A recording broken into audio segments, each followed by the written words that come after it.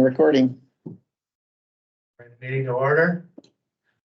Introduction of guests. Have any guests, do we? Unless we have some. Yeah. We do. And who do we have here? Like we have joining us, Matt Allen Oh, and nice. Maureen Nelson from our compliance and enforcement unit. I know Matt. Nice to meet you. I think we've got Carrie Allen and is. Maureen, Thank you. I don't see Carrie or Lizzie. Oh, okay. Matt, you said that Carrie and Lizzie are going to join as well? I had invited them. I thought they were going to. They might have some competing meetings at this time. Okay, Well, I'm glad everybody's here. Pop on, we're glad you popped on. Approval of agenda. Anybody have any additions or omissions? Problem with the agenda? We don't have to have an official vote. So. Approval of the meeting. I looked at the meeting minutes. They look great. I didn't see anything wrong with it. Anybody see anything wrong with the minutes, past minutes? I read them last night again. Okay, EGLE update. good afternoon, everyone. I'm going to start off just by introducing our compliance and enforcement staff, unless Brian, you want to add something before that? Brian Thurston's joining us as well, our assistant division director. Oh, nice. I'm just being a fly on the wall right now. Don't have anything to add more than that, so go ahead. Okay, well then I introduced Matt, and you can introduce your staff and tell us about the growth that we've had in the compliance and enforcement unit. Yeah, so I'm Matt Allen, relatively new here, about 4 months. Prior to this, I worked at Ottawa County as the field services supervisor there. So I know a couple of the folks in the room from different interactions, all good. And we have on the line with us Maureen Nelson, who has been part of our compliance and enforcement group the longest. Primarily, she's been on the community water side, dealing with community water supplies. And then we have 2 other staff that are not here at the moment. Lizzie Rock, who was a type 2 coordinator out of Washtenaw County, and then Carrie Rao, who is from Indiana but lives up in West Branch. So yeah, so we've started this group and we're working on getting all of our policies and procedures in place, and enjoy coming to meetings like this where we can work and interact with stakeholders and folks that we work with. And I think you have Brad in the room, right? Yes, Brad's in the room. Yes, yeah, I assume that most people knew him. But yes, Brad is in the room. All right, very good. Are there any questions for Matt?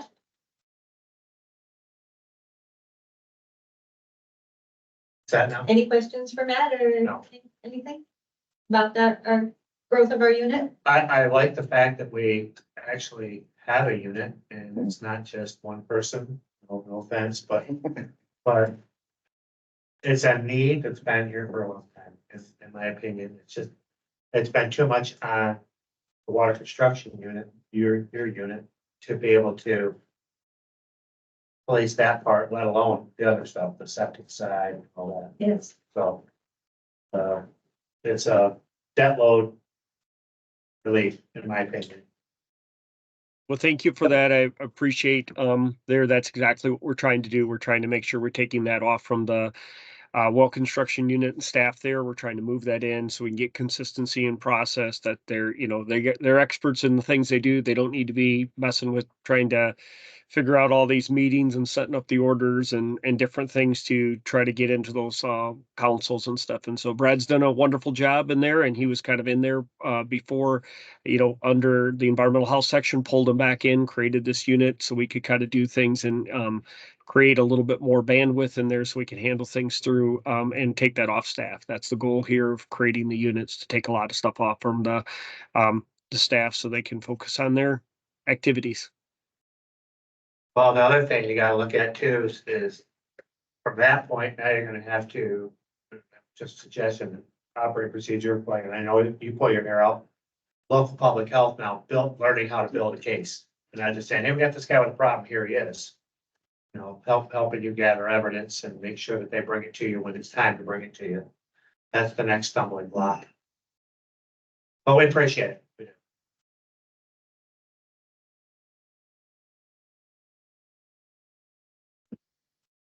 Another update I have, staffing update.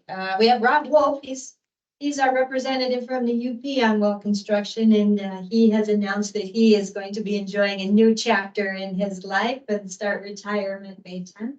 Have we accepted his application for retirement? Well, that's debatable. We'll deny it right here. We love Rob. Good luck on that one, Rob. Thank you. 30 and a half years, 30 years. My anniversary is today, but they gave me 6 Wow. months credit of a Congratulations. previous stint with DNR prior to my 30-year run stint right now. So 30 and a half years I'll have in by the time I retire. I'm ready. So Rob has pretty big shoes to fill, and we will be posting very soon a position to fill his role solely for well construction. Rob covers 4 different programs as far as on-site septage and well construction and the other Biosolids, health land science, application. Yes. Down And from my so- 7, I had campgrounds, non-community pools, I'm missing one as well, but I've had a very, very career at the state. Right. So Congrats on a very well-deserved retirement. Yes, congratulations. we'll have a Well, new thank you. position in well construction for replacing Rob, and, well, he's not replaceable, but to take that role, as well as the on-site is adding a new person as well, so, full time. So we're excited to have that opportunity coming, and like I said, that's gonna be posted any day now. That's good news. Dan, you know, that's closer. That is in the UK. That's Okay, Dan. Like Alaska, but just not so far, okay? That's right. Just to jump off, It's closer to Alaska. only if I can work there in the winter. Yeah. And then my last update's not really much of an update, but because it's on the agenda later, but I just want to extend a big thank you from us to having us and support the fundamentals and the education conference. I thought it was fantastic turnout.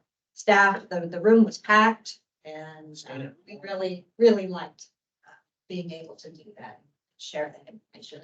It was great. We saw so many sanitarians and room.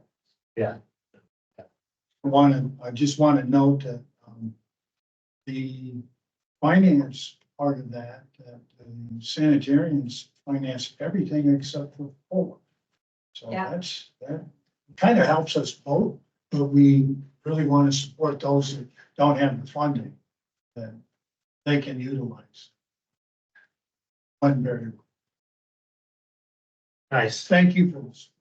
Yes, we really Both appreciate it. at the EGLE level for all the efforts, because it makes a difference. Makes the program. It does. Yeah. It does. So that, Good, appreciate that. Unfinished business, we're up to that. Michigan Groundwater Association and Michigan Association of Environmental Health, the MIHA partnering meeting. Let you talk about that one. We had one last Friday. And despite Mother Nature, the challenge with that is you need the weather to be crappy enough that the well drillers will come. But you don't need it to be so crappy enough that they won't come. And I don't know if we hit that balance last week because, you know, once we got down to 94 between west of Battle Creek and east of Kalamazoo, we saw at least 9 or 10 accidents, Right. 2 rollovers. I mean, it was pretty treacherous driving. Few people were late, but we just kind of went with the flow, but including Buddy, but it was a great discussion. We had decent turnout, very good turnout from the health departments. I was pleased, you know, Ottawa County sent folks down. Kalamazoo, Van Buren, Cass. Oh, I don't have the list here. No, Calhoun did, I think as we move forward, we've got another one coming up a week from tomorrow in Oakland. I know Tony's not here, but he's been kind enough to let us use their facilities for Oakland County. So we're. Tony's on the line. Oh, Tony's on the line. Yep, All right, so He's on the line. Tony, I'll give you props for now for letting us being kind enough to let us use your facility. We appreciate that. And your admin person has been spectacular. So. Thank you. But we really appreciate that. We're trying to get the word out with a lot of the health departments. We've already gotten some pretty favorable responses. We're just trying to get more driller participation. You know, the thing that we always struggle with is ones that really should be there aren't. On both sides, you know, we've got health departments that really should be, you know, participating that aren't. But we, you know, obviously value and welcome the ones that are there to have the conversations. And I thought the conversations we had were very good last week. It was very collaborative. It was never adversarial or anything like that, which was a good thing. I think it helps when we start the meeting out. To be honest with you, just saying, hey, look, this isn't a finger pointing session. This is okay. It's never the black and white. It's the gray areas where the discrepancies or the problems or the interpretations arise. And that's what we're there to talk about. And I don't think any code is gonna have everything covered. Nothing. I don't think you could. So it's just having an equal understanding when you leave the meeting that, okay, this is kind of how, you know, the standard operating procedures for this gray area, now it's gonna be handled, and everybody kind of agrees. I might not like it, but it's when you leave, it's, you know, how we're gonna handle it. And I think it helps because we haven't done it in a long time. We've done it here at this level, but we haven't done out there, you know. And everything gets lost in translation. We all know that, you know, what leaves here, you know, I forget 4 or 5 things or part of one word, you know, might change them. So it's always good to have those meetings, I think, and I think we need to continue. And this was the first time that EGLE was invited to participate, so I just went to see what the lay of the land was and how these go, and they were very much like what we had at the sessions at the conference. Yep. And so definitely I'm gonna share this with staff so that they can join too. Right. And I think having, you know, what are the gray areas? I mean, we all know what they are, but when you walk into a meeting like that, we had it set, we have this problem, or pressure switches, or bearing cans, or, you know, those kind of things. What are the gray areas? And to talk about it and say, you know, hey, this is kind of where we're gonna say the line of acceptability is and where it's not, you know. Or where you need to defer to somebody else. Yeah, we agree it's a violation of something, but you know, it's really not in EGLE's wheelhouse to do it. And that helps also alleviates the problem between drillers. Well, he did it this way, and he did that. Yeah, we understand that. That's not our wheelhouse. It's somebody else's. And so that kind of sets the tone and lets everybody else know that, hey, we're not here to say who does it right, who does it wrong. It's just how do we deal with these issues? So I'm glad. I'm looking forward to Oakland because I'm hoping we get typically, which when you look at the state, you wouldn't think that the Metro Detroit area has all the well drillers, but they do. You know, they have a ton of them down there. So let's hope that they show up. And John can tell you that their district was big for years. So, and that area over there, we're going to get some participation over there with drillers. Our vice president sent out a nice communication to a lot of his inner circle, you know, colleagues to say, this is important for you to come. So it was very nice. Yeah. So hopefully, cross your fingers, we get some participation. And as we go forward, as Buddy said, you know, we think it's good to do these probably in the future, but, you know, when you do a format change or suggestions for improvement, I am all ears. Me too. Like I said, the struggle is, you know, getting drillers to participate. I don't know how many reminder emails we sent out for the one last Friday. I know I had my office make 2 rounds of calls to everybody, at least all the MGWA members in the region. Some are like, no, I didn't know about this. Like, how many emails did we send out to you and, you know, everything else? So I don't know if we should, you know, pass our meeting comprehension exam before we send the invite to you or, or some of these other things, but You know, even this week when we've been, making calls, we're like, no, I didn't know this was going on. It's like, yeah, but then you got at least 3 different emails from us.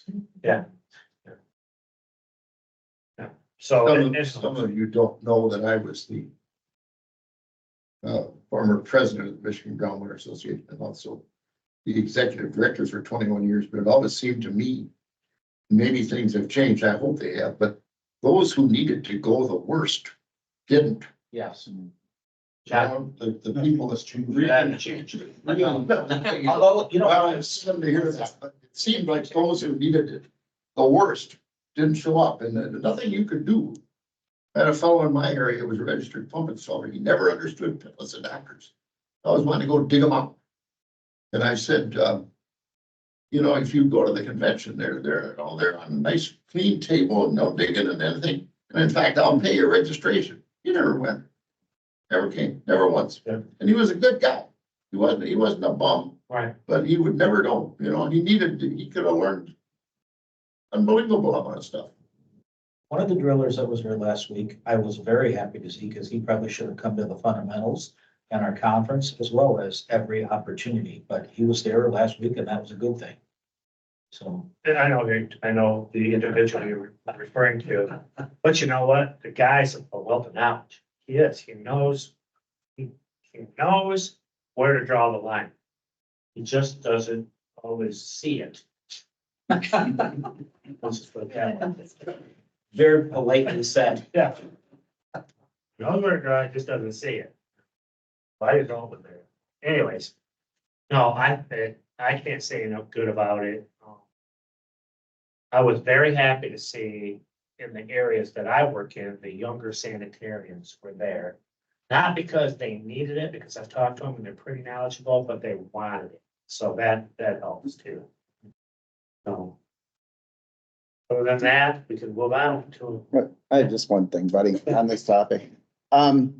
I know last time we had talked about trying to coordinate some, for the spring for some drilling demonstrations. And, I sent an email out, to the drillers that were interested in doing that, and we'll continue to follow up on that. But, when I was at the convention, and sat at lunch and, talked to a lot of the sanitarians that were there, the topic that kept coming up with me, they were saying things like, well, I've seen a well drilled, but what I've never seen is I've never seen a pitless adapter installed. I've never seen a service line go in. And I thought to myself, now that is significantly easier to set up than trying to, find a spot to watch people drill and, get clearance related to, homeowners and everything else. So that got me to thinking that maybe what we need to focus on, along with our efforts, obviously, to do drilling demonstrations, is simple things. If you guys are aware of sites where, we can just come on out with some sanitarians, you're gonna be installing the pitless and a service line, something short, obviously, we don't need to see a 200, yeah, we don't need 200 feet of service line, but if you're thinking and you see a site where you're like, hey, you know what, I'm gonna do a pitless adapter and a service line, and we're gonna be in and out of here in short order, let me know in advance, and I will get the word out, and we'll get people there. You'd be surprised how many people have not see it and really don't understand it from the health department perspective. So, Do you have any specific area that is? the saddle style pitless and, I mean, as far as geographic.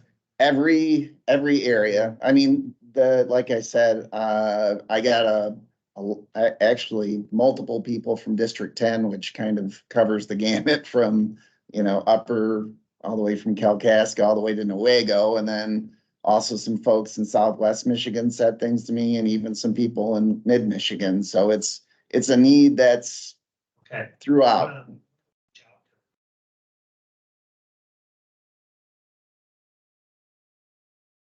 Guys went out, but I know there's one looking at me right there. That he could probably do it. And Travis Flint basically told me he was gonna find a site to help out with this in particular, but Mr. Birdwood. Yeah, Mr. Burke would, and I know Steve Simmons would. I know he would. We might have to keep Jason on the site, but that's okay. Son of referee. No, we don't send a referee, just earmuffs. Sock, that'll take care of everything. Yeah. But as you know, if you could put the word out and have people get a hold of me, and you know, all I really need is a week. You know, and I can, yep, a week to 2 weeks, and you know, the longer the better. But if I can get a week, I can get the word out quickly in that immediate area, and we'll get people there. How about a direction board too? I'm sure they haven't seen that either. That's Yeah, quick. yeah.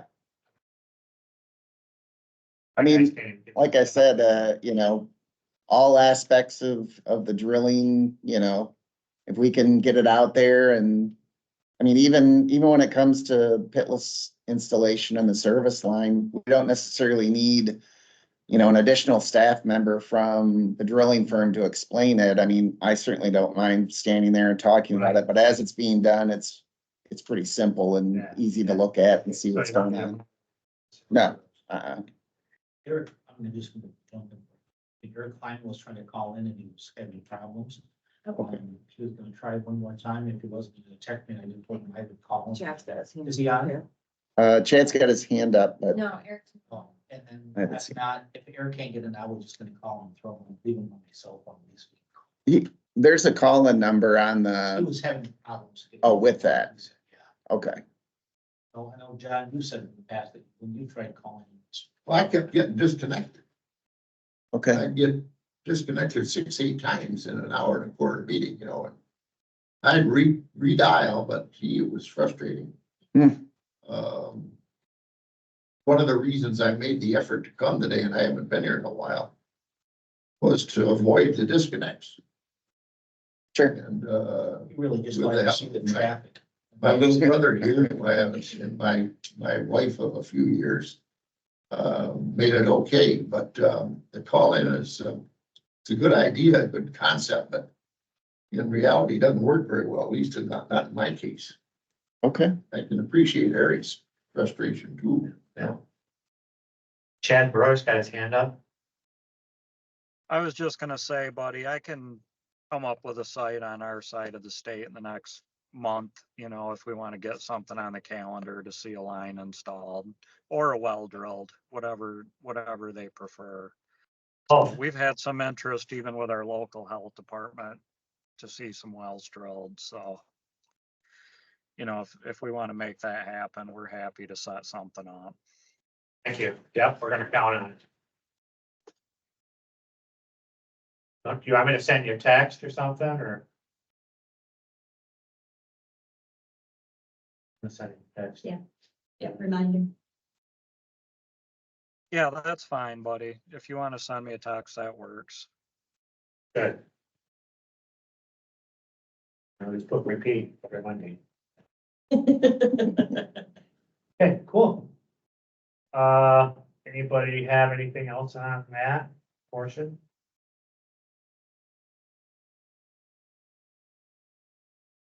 See, we're good there. Okay, now we're on Low Logic update. Data on? Hey, I'm on. Yeah, so just a few things that are going on with WellLogic these days. We're going to do some enhancements this year.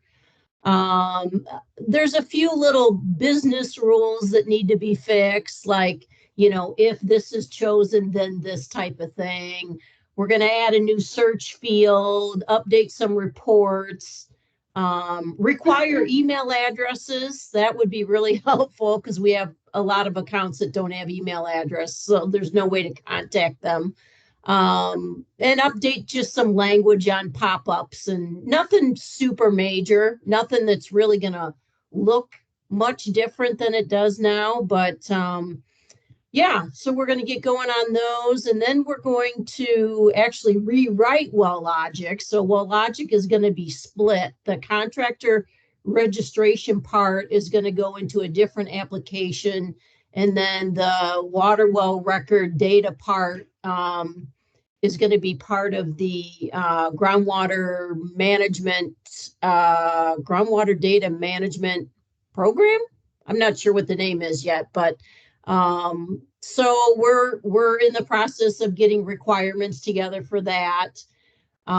We're also going to have a new version of the water well viewer out because that's the framework that it was built on is going away. So yeah, we got a lot going on this year with the enhancements and rewriting well logic and rewriting water well viewer. So that's pretty much all I have for that.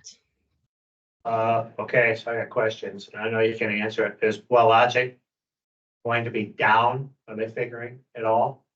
No, I mean, it shouldn't be, other than at the point where, I mean, this would be a long time. When we're ready to put up the new version in production, it might be down for a day or something, but that would be it. And timeline, next couple of years, this year for all this? I don't know. It kind of depends on so since we're splitting well logic into two different applications, but they still have to communicate with each other. So it kind of all has to be done at the same time. And I think a lot of it's going to depend on the groundwater management data system that Sarah's been working on, when that's going to be ready to put well logic into it. So I don't really know yet, buddy. Okay, that's fine. Just in case I get asked the questions, I could say there's no timeline as of yet. And they're not anticipating being down for a long time when it happens, just. Right, so with the enhancements, we expect those to be this summer, so it might be for a couple of hours when they push it to production, that well logic might be down, you know, maybe a morning, that's Been about true, it. but I'll be using it. Yeah, probably, yes. So that will occur. Anita does send out, the Well Logic quarterly newsletter. And so if you get that, I'm sure that announcement will be in there as far as when we have a better time frame of when that's gonna happen. And for the groundwater data management system, we need that to align with the registration system for, the, contractors and our OpCert group. Our operator certification is also going to be bringing online a new system for certification of the water operators. And we're thinking that we're going to take advantage of that in what the contractor registration is. Yeah, the one thing that I do see, and I hope, I mean, obviously it's an evolving issue, is that if anything COVID taught us, that there is a need to gather because it's in person. And the email updates and all that stuff, I see even pulling the contractors that don't show up away even further, because I got all the information I need. I got the logic, I got this, I got that, I got that. Not good. They believe that they have all of the information that they That's it. need. So, but eventually we'll figure out a way how to get around it. Might be completely with that, who knows, you know. That would be fantastic. Yeah, well, we know that's probably not gonna happen yet. No. But it's a goal. Eric is still having trouble getting it, so I'm hearing it on my cell phone. Okay. Yeah. Hey there. All right, we got you on speakerphone so you can hear the discussion. All ready to adjourn? No, I'm just kidding. It's okay, Eric. We volunteered you for all kinds of stuff. Yeah, you're good. Yeah. All right, we're at peak. Anybody got anything else on Well Logic? Anybody online? Then we're continuing to correct locations and the Josh still working? John, yep, Michigan Geological Survey is still working out. We still have our contractors, Natalie and Isaac, going through and doing. So it's interesting that we brought that up at a partner meeting and the roundtable meetings, that what the cost to the state of Michigan is, just to correct it. 3 million. At $3 million, and they got really silent when you said that, just to correct. So, Well, And I'm glad you scanned did. well records. We're also hand entering the scanned well records from prior to 2000, as so. my dad always said, $3 million is $3 million. It doesn't matter whose pocket comes out of it. It's $3 million. Right. That's the way it is. That's why we would like to encourage everybody to enter their own well records, because then your tax dollars don't have to go to pay for somebody else to do it. All right, well, thanks, Anita. You're welcome.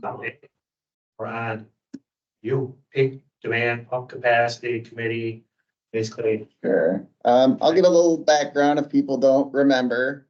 During our last Water Well Advisory Committee meeting, an issue had come up that there's a number of installations going in, particularly at type 2 facilities where people are using combination VFD submersible pumps. And the pumps that are going in have a lower rated pump capacity than peak demand. And questions were coming up with the individual health departments as to how to deal with that, as far as knowing or trying to figure out if it truly can meet that peak demand. So as a result of that, we formed a subcommittee to kind of talk about that and see if we can come up with a direction. We ended up meeting on January 11th.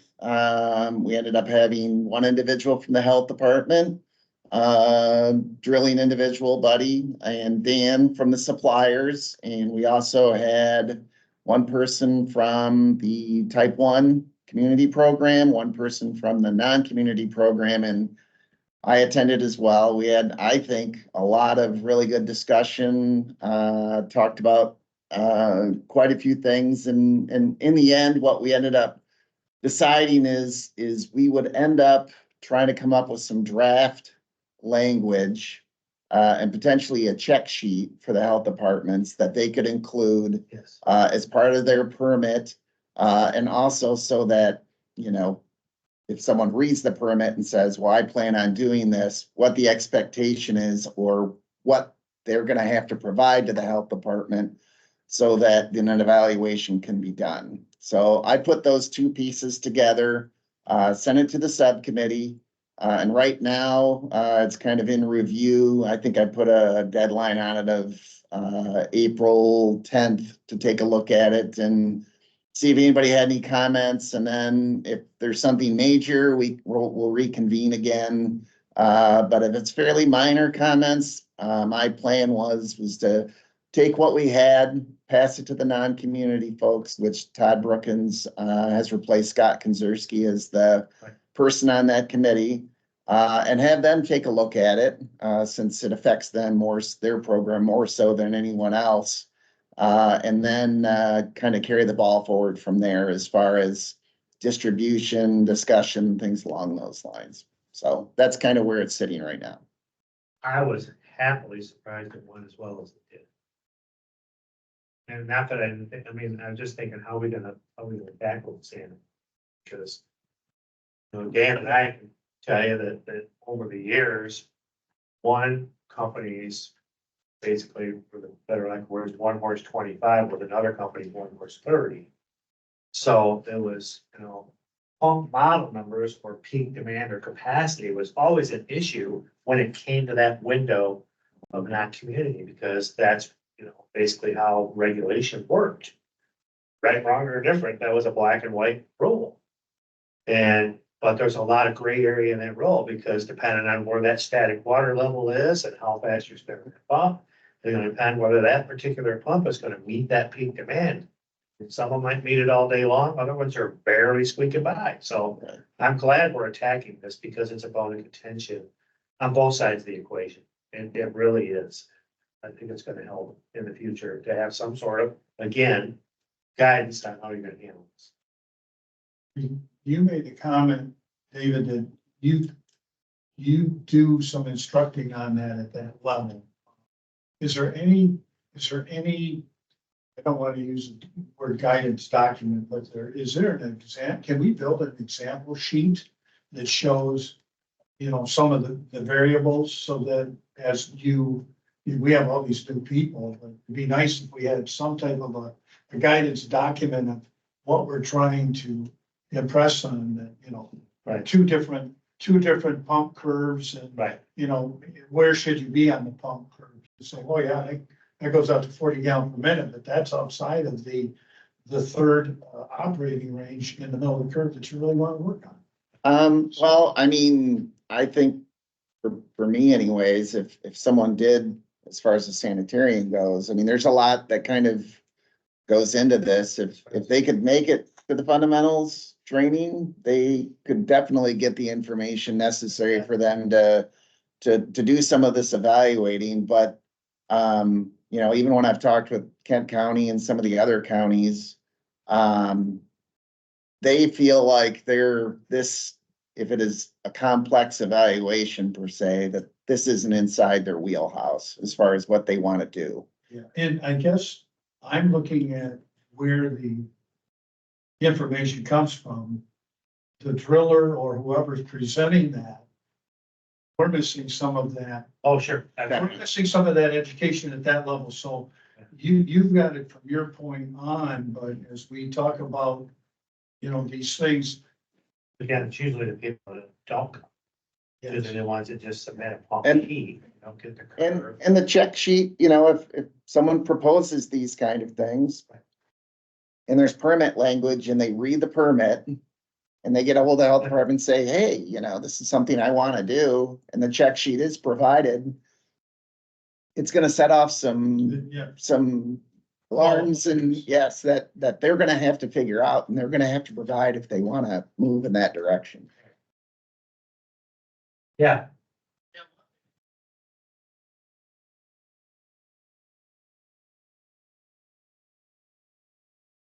County up here doing the peak demand calculation 6 ways and doing an average on those, but you know, we can figure out the peak demand, that's no problem, but again, how long is the peak demand for? Looking at 30 seconds, are we looking at 20 minutes, are we looking at a half an hour, an hour? You know, because that all changes part of the equation. You know, out of a 1-inch pipe, I mean, after a pressure tank, I can cut that pipe off, the thing will pump 75 gallons a minute, you know, but some of these wells up here in UP for type 2 or maybe even type 3, I'm getting 5 gallons a minute or less.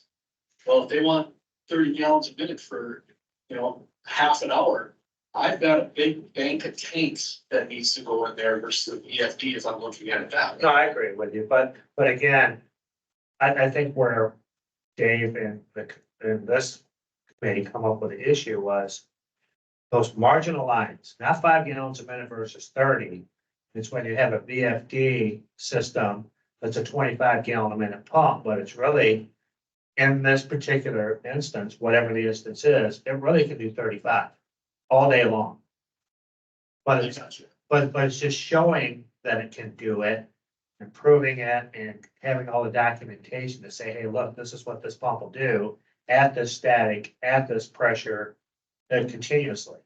So it's coming up with the guidance so that the sanitarian, the driller has to do their due diligence, but the sanitarian, somebody's not gonna come back on them in the future, and they have everything rock solid and black and white figured out. Gotcha. Okay. Anything else on that, Dave? Mm-mm. Do we want to do this now? Pressure switches, buried tank installations, let's go over that. Sure. Okay. I know, in the last meeting, oh, I'm sorry. Yeah. Oh, go Chad, ahead, go Chad. ahead, Chad.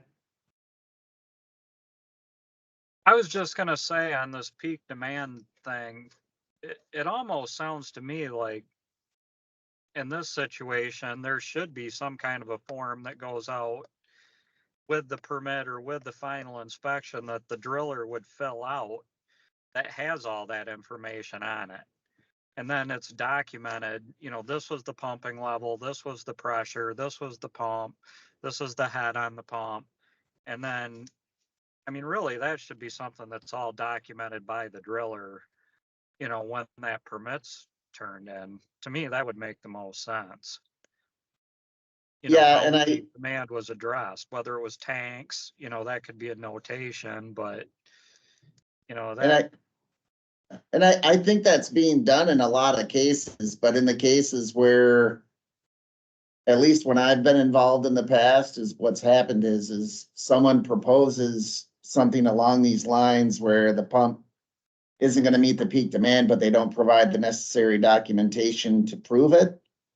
And we're trying to get to a point where it doesn't matter who the driller is, or the health department, there'll be language there to make sure that that information is being provided upfront, so that there's not a big delay in issuing a permit and that people know what the expectation is when it comes to what you have to provide.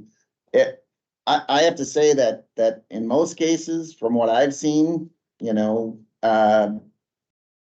people are providing what they need to, but there are certain instances where they're not, and it's ended up in a lot of delays and getting the permit issued and asking for more information more than once, and frustration by the owner. And, you know, we don't want that.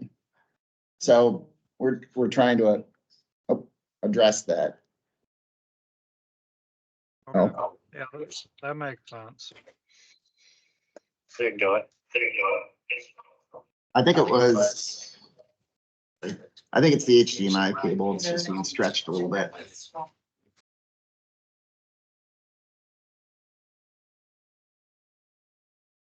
Yeah, no kidding. Somebody turned the light off.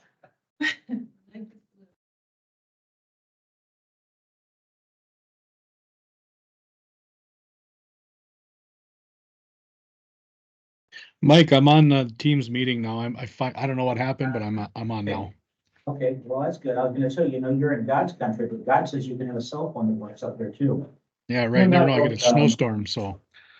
Okay, well, if you're on, we're having technical challenges with the monitor, but I'll hang up to you. All right. Not lighting up. All right, let me take a break. All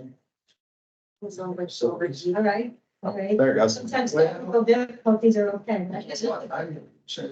Well, since we recessed it to call it the chair, whether we did it or not, right, technically. Yes. Okay. I think it's warming up. Yep, it's working. Yep. It just give it a minute.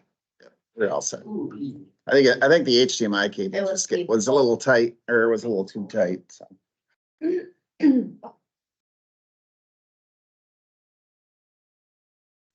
Our chairman walked out. Break. You needed a break. That's coming. This is the internet. Kate, since you're the tech maestro, do you have any jokes for us? I am not a person that keeps a good memory on jokes. I'm gonna defer to Anita. I'm sure she's got some great jokes.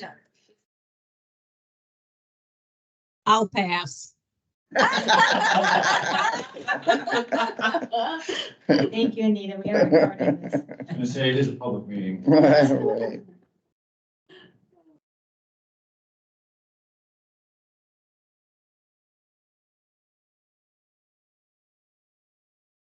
Construction standard. They used They to. used to. They were. Yeah, they were in the Mineral Wells Act. I mean, long ago. Anybody. Anybody. Just like geotechnical wells, just like capotic protection wells, like there's no. Yeah. It used to be, My mind is kind of like trying to wrap it around. There are professional drillers who do a very good job. They're just not registered water bill contractors. So there are firms out there, even Stearns is one. And we're about to, in the event of an animal disease and they have to do depopulation and composting. We're gonna have them put monitoring wells around their site. That's something that's kind of a new thing for farmers. And so they're gonna be like, well, who does this? And you can. Oh, we got this. Oh, no, we don't have this. And if, you know, they put together some kind of like, you need to bid on this, ASTM, I think it's what, D5299, I think, has a standard for monitoring wells on how to install them and how to plug them. If you go on ASTM and just, you know, and tell them they have to follow that standard, it's pretty good. Yes. Yeah. I know when we talk to them next month, they're gonna ask me what this means, and I'm like, well, okay, we're gonna figure out where to send them. Yes, but it's the maintenance of these that's the bigger concern. Correct. And because they're along the farm fields, do they hit them with the tractors? What happens if they damage them? There's your conduit. I would be, unless Doesn't they're that just out there. protective barrier placed around them for sure, especially if they're around the properties? Practice and see them. I'm hoping that they're not gonna Driving have to over them. be in very long, because the composting event would only be about 12 weeks. And then you'd monitor for however long Afterwards. yeah, it's just to make sure you didn't have groundwater impact and then plug them. So I don't think, it would be hopefully long-term, as long as we don't need to get them in too early before a potential event, so. Just trying to. Something more fun to deal with. And if It it, always helps. yeah, if If you wanna Hold of us. put together, someone's putting together a spec as far as what they're looking for, I don't mind. I mean, I was in consulting for 10 years before I came here, and, you know, obviously I'm in well construction now. If you need someone to look at it, I'd be more than happy to, just send it my way. Sure. Appreciate it. Well, everybody's back on. It's good. Thank you. Now we're off to pressure switches and buried tank installations. Dave. Sure.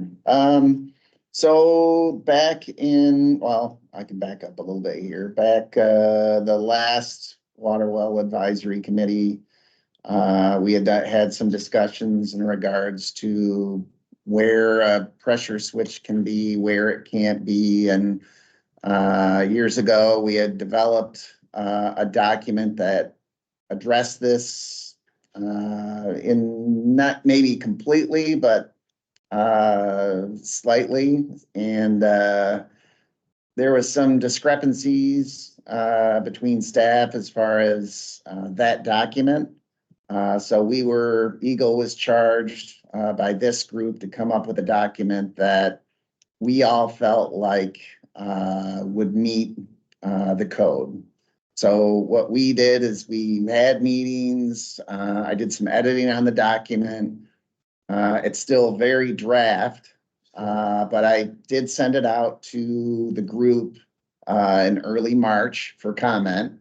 There are definitely some parts in it that need contractor input as far as pictures, you know, how things are done, along with suppliers, Dan, some pictures and some things for me. I can even come to their shop and take some pictures if you've got them there, but so we put something together, and, you know, like I said, EGLE doesn't consider it to be a finalized document by any means. It's definitely in working draft, and we're going to continue to move forward. But in order for it to move forward, we really need industry and the suppliers to provide input and to help us create a document that we feel like is usable not only by the industry, but by the health departments as well, to know what to look for and what meets code. So I had made the suggestion that maybe the best thing for us to do is maybe form a subcommittee of maybe contractors and suppliers, especially contractors that do a lot of these installations or correct the installations.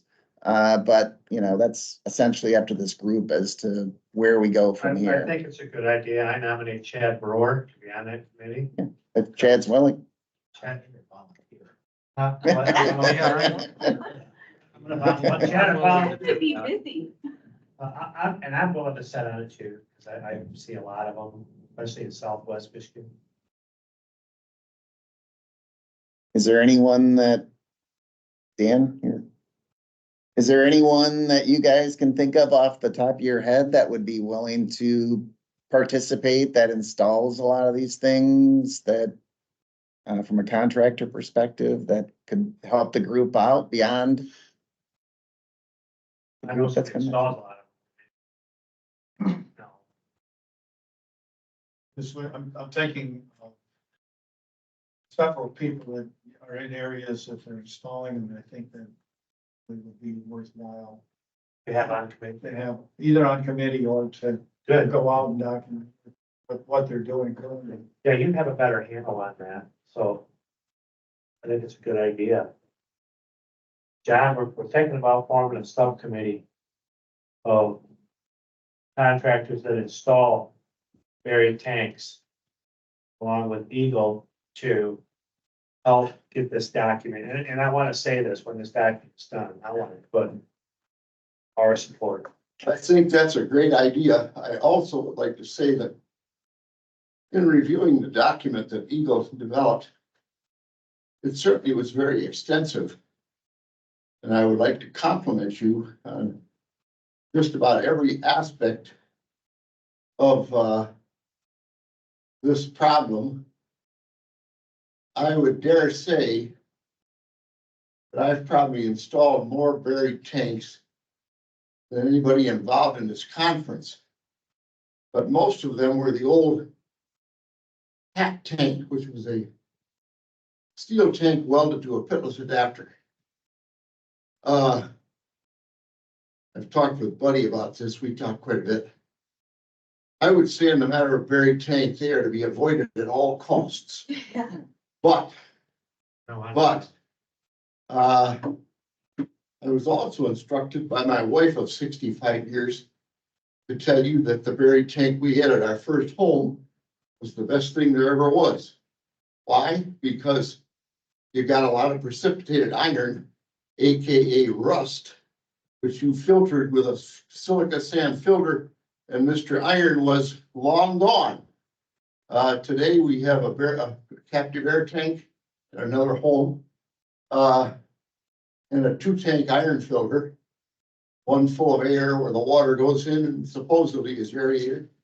And it works pretty darn well, but not quite as well as that buried tank system, but they are a pain. But on the other hand, as your document said in the very first few sentences, there are places where you absolutely got to use one. There is no other choice. But I think the idea of the subcommittee, Buddy, is a very good idea. Dan, you do us all a favor and first of all, kind of vet these individuals.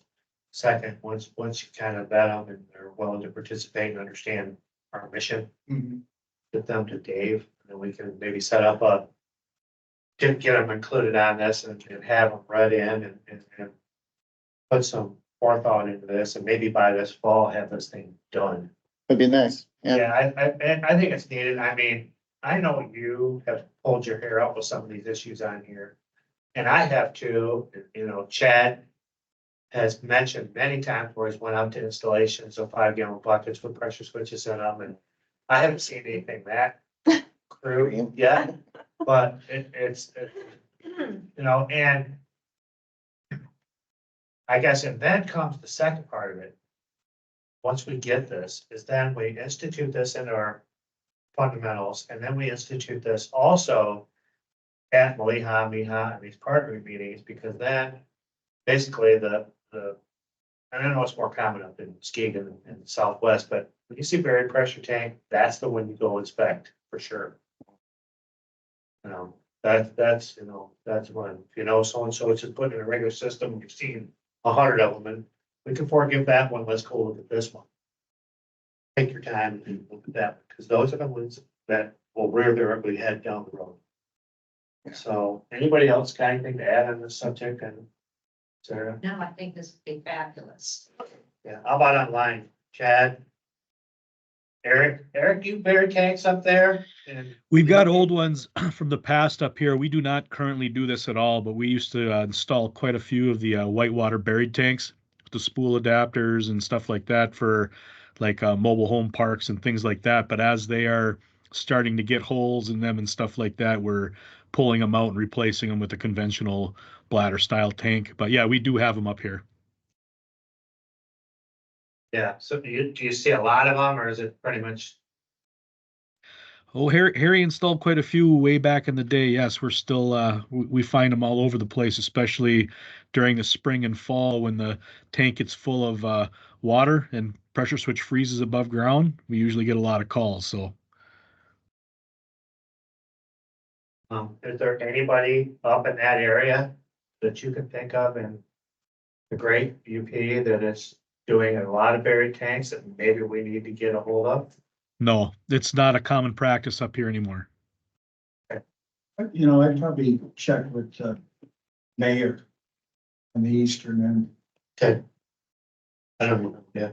Langstaff is the pump installer. Yeah, Who's, you talk about Barry Tankin as a supplier and typically as an installer that has to utilize them. It's not the best feeling for your stuff. Because it's the worst for warranty. You know, there's still, they were talking about what to do with the pressure switch, having it totally waterproof and, Yep. you know, NEMA 3 or 4R, and there just isn't, by the time you get to costing one of those out, it's $200-300. And, you know, then you try to explain that by the time you get done with, you know, 50 of these projects and you're going back and you can't, you just can't rectify some of them because maintain. That seems like a low cost for, but then you have condensation in a box like that. Right, And Right, definitely. There isn't, and it's never the first guy on the job, it's the second guy. that screws it up. That's the problem. It's the truth. That's what happens. Somebody gets their paws in it and changes this. the Baker monitor control with those are just, everyone just has the same feeling. Yeah. How they have the stick out there and they're looking for the better control for the stick. Right. More waterproof. Well, Rhombus, when we were there with instead of using antifreeze now, you know, they've got the transducer. It looks like Wells is created, there's in the process of creating a cap to put that 4X enclosure on top of the well. So, you know, there's, It's coming. yeah, It's coming. I didn't see. Yeah, it is. but Really? that's an expensive switch too, you know. Yeah. But I'd rather have that one with the transducer. Yeah, I really would. yeah, I agree with you, but at some point, you know, you say, well, you can do it that way. There's a consideration of warranty and things. Right. We had, you know, Lake, we had a pretty good driller, but he had, you know, the personnel that put him in and no idea, wasn't proper training, you know, 40, 50 of them, that warranty for the pump and things like that. And you say, well, these things are, or then you give them back and you say, well, it's not the equipment. Right. It's just a tender way you have to work with those. I think Chad's got his hand up. Yeah, I just wanted to say that, you know, the one system that I know everybody doesn't like buried tanks. I don't like them either unless we have to, but unfortunately we have a lot of circumstances. We don't have a choice, or they're already installed, and to change it into anything else is beyond what people are going to spend. And, you know, I will say that the system we brought in and, you know, that was all sealed in the pitless, we've put hundreds upon hundreds of those in, and our warranty and callbacks on those are pretty much zero. I mean, they have the same life expectancy as any other installation we do, and we have very, very, very few issues with those at all. So I do think there's ways to do it. It's just spending the money and the time up front to do it right. I agree. But we have to give guidance because not everybody's gonna do it that way, so. No, I don't, no, we do need, you know, everybody needs to have an option on how they want to do it, but I do think there are ways of doing this that are pretty darn reliable and can be Right. well done, so. Okay, anybody else have anything on that? I think we got ways forward. As we talk about technologies at Baker, Wells, and SJ, anything else to be? Is the green stick still out there? Is that? Yeah, yes. Yeah. Stick. Which is Cadillac, Bigfoot. Yeah. Thanks, Dick. Yeah. Okay, all right, let's move on. Dave, you're on again. Contractor. I'm gonna actually defer it to Tweak here. She's kind of like secondary to, she's always typically helping Kathy with the exam. So I'm gonna defer to her on this. Yeah. our next date, we actually had to do schedule 2 dates, for the next exam, April 11th and 12th. We had a number of people register for that exam, so we split into 2 days. On April 11th, we'll have 4 pump installers taking the exam. And then April 12th, we have 12, people taking the exam, the well drillers exam. And then also on the 11th, we've scheduled 2 people.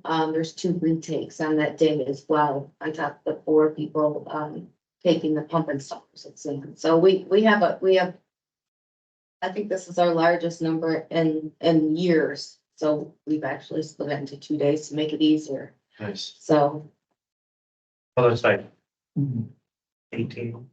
yep, 18. And then I think the deadline is August 23rd for the next exam that will be held October 11th, I think. So I think we have a number of people that have contacted Kathy already to start the process to take the exam on that in the fall. So yeah, so exciting. But a lot of people this time.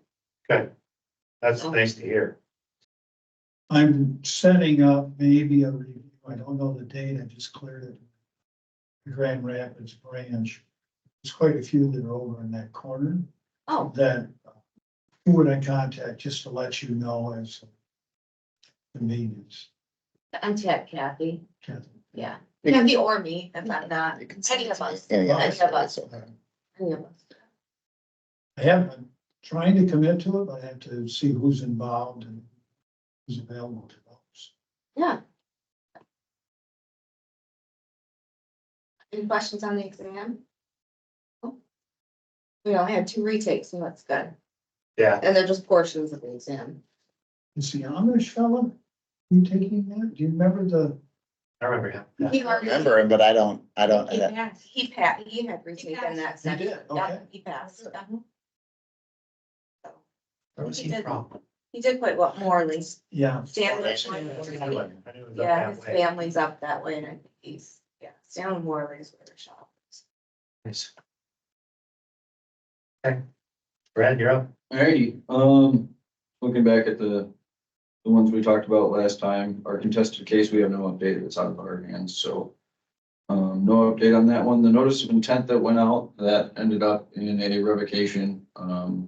He didn't fight it and his 30 days expired. We revoked his registration.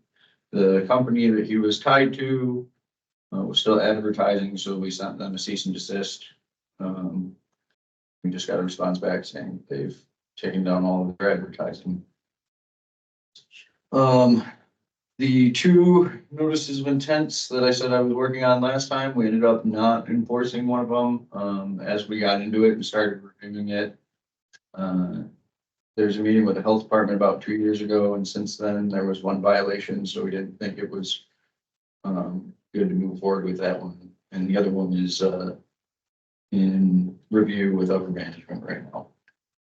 And then we're investigating 2 unregistered drillers. One in the northern lower and one, I think he's in the UP, but it looks like he might be bouncing around the whole state.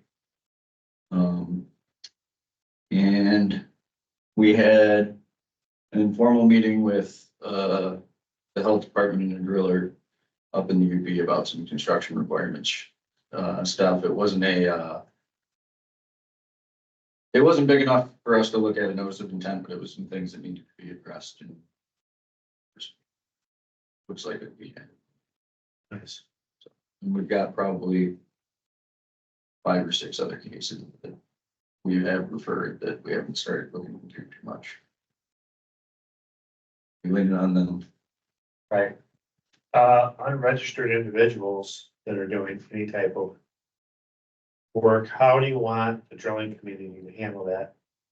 For instance, just as an example, like a realtor or just somebody out chlorinating wells or somebody that's doing pump work or something like that that shouldn't be doing it, or even trying to put in wells. You want us to go to that local health department first? Yeah, and do, like, if they're Facebook posting, we've got a bunch of realtors posting on Facebook that Right. chlorinate wells. Screenshot post, send it. And then one of the things, the one in northern lower, it was actually a driller who approached me at Midwest, or at the conference. That was getting outbid. And so names and addresses of the people who said that they went with a registered person. I don't think any driller is gonna complain about a competitor that is registered, that has their credentials out doing work, you know? Yep. You know, fair is fair, but the one that's Johnny off the street that decides today he's gonna chlorinate wells, you know? That, I just didn't know what path you wanna take, because I get asked. And I talk about local first, I just wanna make sure that that's what we're supposed to be doing. Yeah, let it send it to the local health department. I don't know, Sarah, unless you wanna have it come back, because the cease and desist is gonna come from us. Right, we send out the ceases and desist. I think that we keep the health department informed of it, but we can be much faster if. How about just both? Because I think they need to know what's going on. They do need to know. Yeah, I CC the local health department when the cease and desist goes out. Okay, so Yeah, maybe just EGLE in the health EGLE, department. just do both. Yep.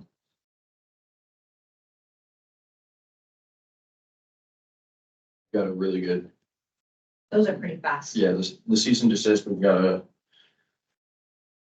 template that we went through with the AG's office, so it's a very solid template, and we can turn them out. You can get them signed pretty quick. It's a pretty quick turnaround time once we notified. And Lizzie, one of our new staff, she turned out the last one and she's joined us now. Nice, thank you. Appreciate it. Okay, good. One extra thing, buddy. I did end up, updating our enforcement document that's online on our wall construction website, so it's up to date now, so Joe Schaus and Vern Cohn are on there now. Okay.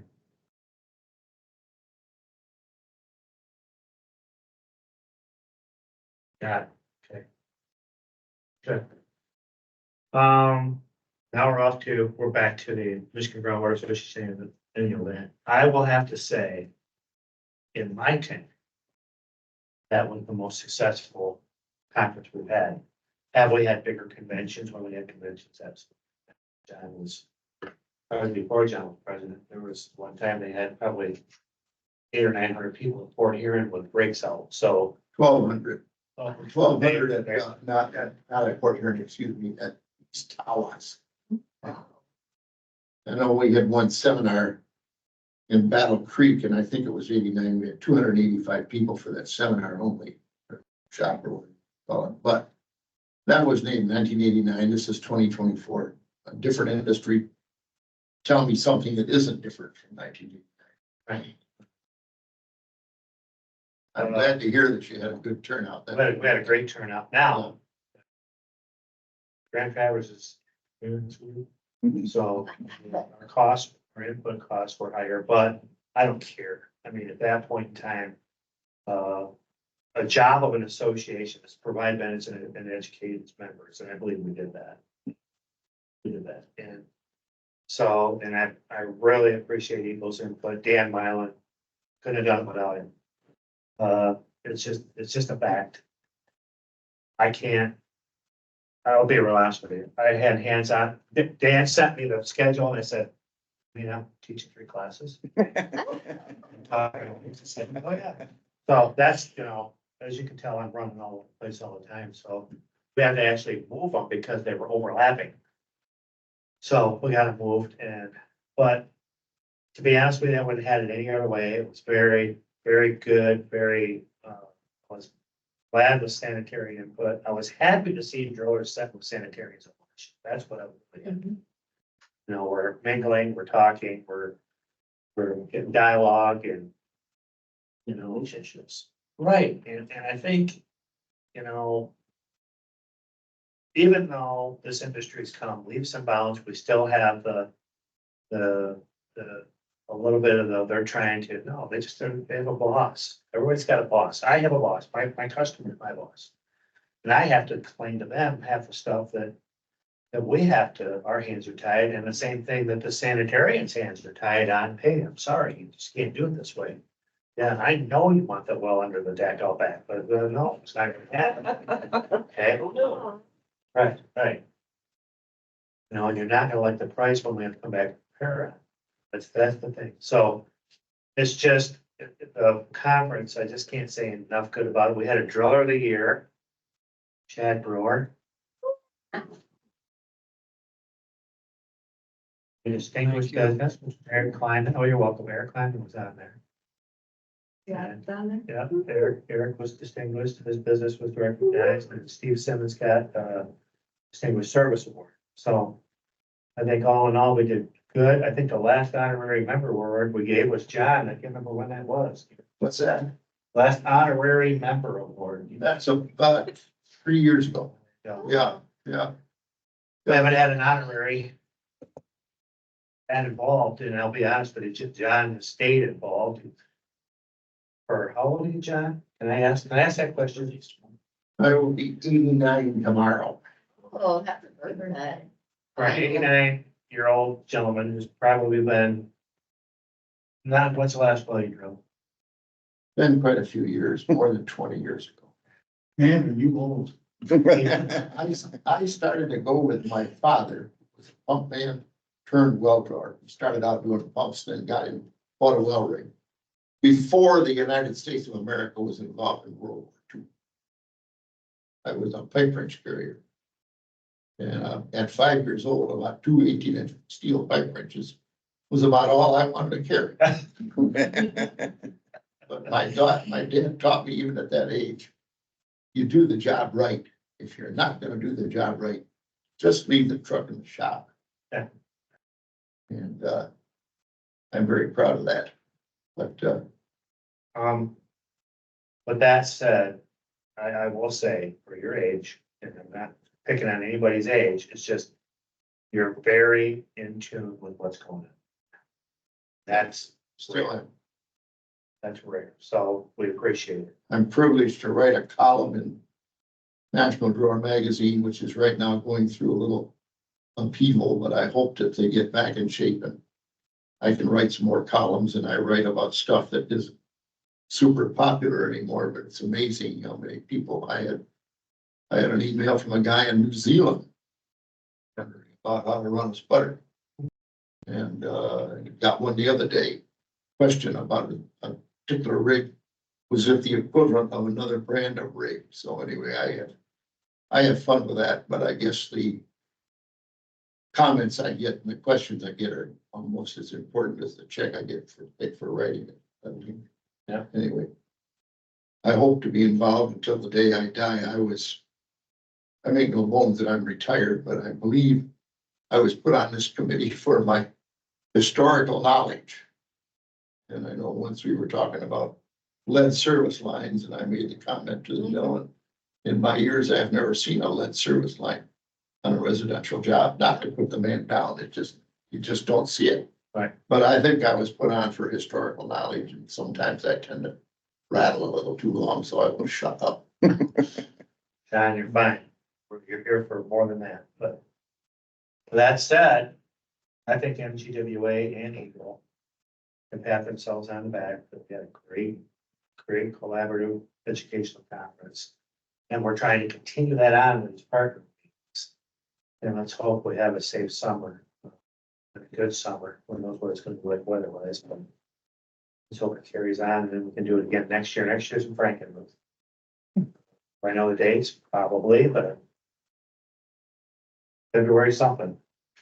So, but it will be in Frankenmuth next year. I'm hoping someone goes over and looks at the facility, because I don't think Dave and Mark are going to. Because remember where the fundamentals were, that'll never hold a larger crowd than what we had. And then so they did mention that they were going to do something in addition, but it's nice if someone local goes through and just checks what is Honey, going. we gotta go to Frankenmuth. Is that? Tell my wife, you gotta go to Franklin. Sure, sure. You know what I'm saying, though. Yeah, no, I'm exactly. We did that on the very first fundamentals when we said we were gonna have 80 and they had booked the Comfort Inn. Remember the very first one, Steve Sims. But, they had just in a little 40 person room and we moved it to the big one. And that made it comfortable. So Right. someone should double check that is local to make sure that we have the right facility. And we're hoping, we're hoping to have that 80 to 100 plus every year. So, Fundamentals, though, I mean, there's a Yes. standing room at times. and they did have a special tag that, the fundamentals people that sign up for the fundamentals should have a good seat there. Yes, I agree. Yes. I agree. I'm gonna go take a look at it, so, Perfect. good. With that said, we can move on to other business or comments. Anybody online or here? Have anything they need to discuss, bring up? Get your well logs in if you're drillers, you wanna go to well driller jail. You don't want Bradley to call you. Right, It's a dumb reason to go to well driller. I don't disagree. Go to the jail. Go to the Liberty. Yeah, right, right. I'll do it Friday. Sucks in the jail on the weekends. There you go. Right. If there's no other business, then our agenda items, I think they speak for themselves. Still gonna have the Michigan Groundwater Association party event, we'll have a report on that, this next one we got coming up, a well object update. Peak demand, pump capacity, pressure tank and switch, I think everything's gonna be pretty much the same. Items. Anything new comes up, hey, Rob? Rob's still on here? Yep, he's on there. When's your last date? When's your retirement date? Last official day that I've declared is May 10, Friday, May 10. 2000 and what? 29? I'm feeling a little ill. I might have to bump that date up. You mean later? We're trying to load up his plate pretty good up here so he stays. So Oh, what did you say? May what? May 10th. May 10. May 10. Our next meeting is May 10th. No, I'm just kidding. The only thing I have that I know that Brian's working on trying to help get a decision on is we have a petition to drill under Lake Superior, and it's going to affect just about every Great Lake for if you can't get water along the shoreline. I have a client that Eric's working with that's trying to figure out how to get permission to drill beyond the high water mark underneath Lake Superior. And we've got a plan in place for angle drilling. But who has permission to drill underneath the Great Lake? That's what we're looking for right now. And I don't want to put Brian on the spot or put Brian under any kind of additional pressure to get a decision, but I get a weekly update on what the status of that, issue is of who's going to give permission if just being a riparian right owner is good enough to get access to the water. But I'd want to make sure, because according to our angle drill policy, as soon as you cross your property line, you need your neighbor's permission. And then under the Great Lakes would be state of Michigan who would give that authorization. And I don't know who that person is. And so I reached out to James Clift a month or so ago, and it's been between him and Eric. And now I guess you're involved in trying to help make that decision or get a movement on that decision. But that's kind of where we have at least one person who's currently there. And I think Eric can say there's probably a dozen people in that same general area that could benefit from this decision, as opposed to getting a community water supply in because of the high bedrock in the area. But that's the only thing I'm working on right now that's kind of up in the air on a decision. So on that, more of the issue, Rob, is probably not necessarily, I think the angle drill policy and going under lake, a surface water body is more in question at this point in time, and whether that's good, whether that's really groundwater or under the influence. And so I think we're looking back in the side. We've done a lot of discussions. We'll meet back with you and talk about where we are and stuff, but we have big concerns on, not the angle drilling, but the idea of angle drilling underneath the surface water body and not doing treatment on that. So I don't know that we're well, we aren't gonna, right now, we're not approving. That's where we are at this point. So we have to look at another solution and I don't think local health's gonna allow to put in treatment on individual homes. So we're probably, it's back to a community water solution is probably the only solution that's there. That is correct. The health department has already gone on record that they will not approve of residential treatment for a public health permit or a parameter, which would be again, the surface water contamination. So that's good to hear, Brian. At least we have a somewhat of a understanding of the decision that's being made other than just the silence that we've heard so far. So Yep. So I've reached out to Sarah. We've got stuff there and it's probably in the process of getting to you. So we're, but yeah, we basically, it's a no. okay, thank you.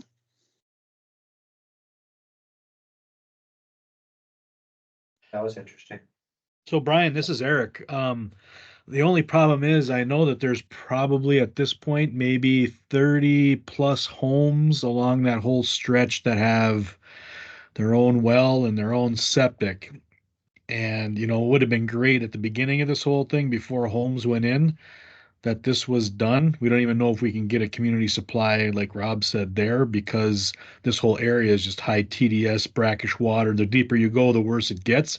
And some of these people have put in 300-foot wells, hydrofractured, put in the pumping system, and still those things are doing 1/8 of a gallon a minute, and they lose half of that water to RO systems or more. And they barely have anything left at the end of the day. So, I mean, these are $100,000 homes plus, $1 million homes. So for them to all of a sudden look at a special tax stipend or whatever you want to call it for putting in some sort of a public system, I just want to make you aware that a lot of these people already have their systems in. So I don't know how that would go. I hear you. And I know it's, I get that problem, but I gotta take the public health side of it, that we probably need treatment and we can do a solution, with community water. If we go to community water, we can put in treatment, we can do Sure. the solution in there. So it could be a Lake Superior draw still. So, Okay. I'm thinking if you can't find something there, we're not going to be treating brackish water. We're not going to have the capacity issues. So we can put in something underneath the lake, but it's going to be a public system. Gotcha. Okay. And then, if we can drill these angle drills around, we can probably figure out how to directional drill pipes in the area too. So we can come back and look at a solution, but I think we just need to they need to work on getting an engineer and figuring this out. Okay. But definitely surface water is a solution in a public supply and we can handle that. Okay. They do any water wagon? Oh, hauled water systems? They could do that. That's an option. Yep. Definitely, Yeah. that's an Figure out- option too. If All they're not water there not- all the time or they're not living there all the time or There's all- don't use a lot of water, that's a possibility. What is this in here? Yep.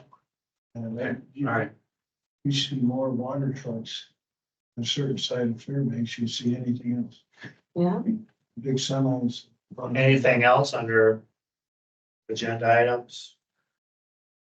Next meeting date then?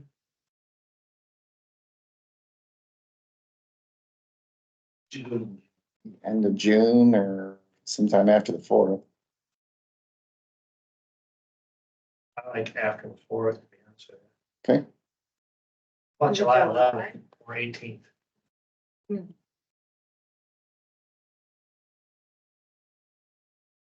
Typical Thursday. I know where I'll be then. July 11th. Sometimes I know where I'll be. 18th work for everybody? I said for 7-Eleven. We don't have anything going on that I can see at this date. Sarah, Sarah, do you have you see anything anything? on that day? I think that's fine. 11th or 18th? Either one I'm good. I would, if I can interject, I prefer the 11th? Okay. And it is 7-11-24. 1 o'clock.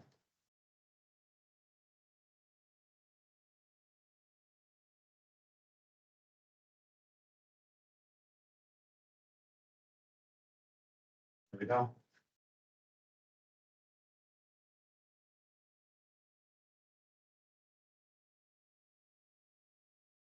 Wants me to send invitations. I want to send.